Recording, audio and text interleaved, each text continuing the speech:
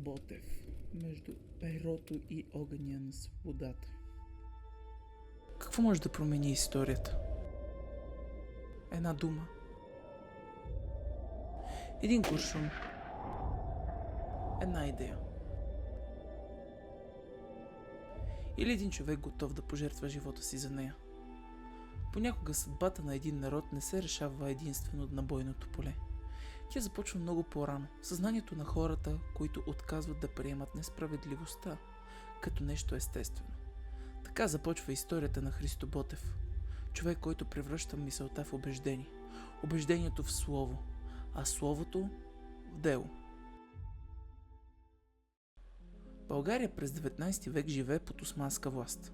Свободата й все още не съществува като държава, но вече живее като мечта в сърцата на българите. Именно в тази епоха израства Ботев. Роден в Калофер, възпитан в дух на просвета и родолюбие, той още като млад разбира, че народ без свобода не може да бъде истински свободен и духовно. Обучението му в Одеса и годините сред българската емиграция в Румъния оформя неговия мироглед. Там той среща хора, които вярват, че освобождението няма да дойде само с надежди. Нужно е знание, смелост и готовност за саможертва. Именно тогава Ботев открива своето първо оръжие – словото. Като поет и публицист той не пише, за да впечатлява с красиви стихове. Неговите творби носят болката на един народ, лишен от свобода и вярата, че човек не бива да се примирява в неправдата. В борба разобличава лицемерието и духовното робство. В моята молитва отхвърля покорството и отправя зов към действие, а в напрощаване показва най-висшата цена на свободата – готовността да пожертваш собствения си живот в името на родината. Същият дух присъства и в неговата публицистика. Вестниците, които редактира, не са просто източник на новини. Те са трибуна, която Ботев призовава народа към пробуждане. За него перото не е средство за лично признание. То е оръжие срещу страха, безличието и примирението. Настане вечер, месец изгре, звезди обсивят сводът небесен. Гора зашуми, вятър повее, Балканът пее хайдушка песен.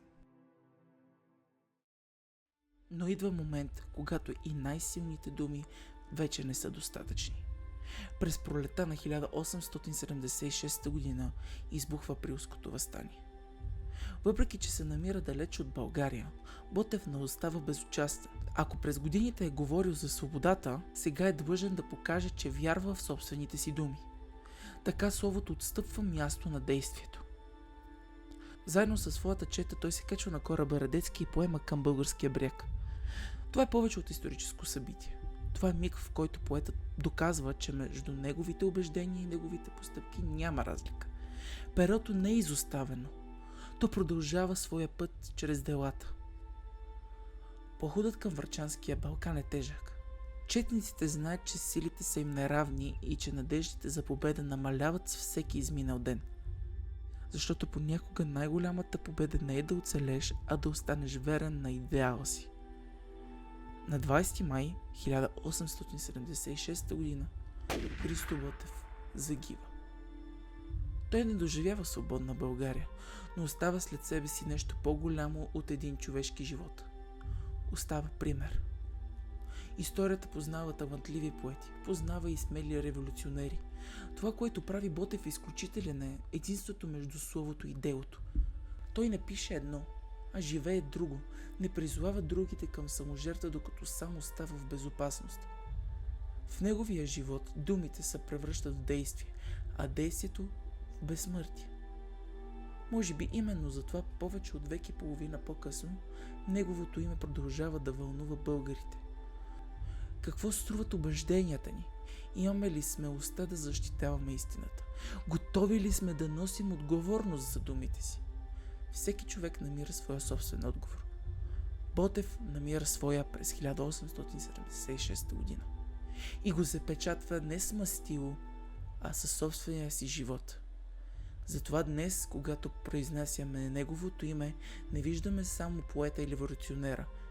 Виждаме човека, който доказва, че свободата започва там, където думите се превръщат в дела.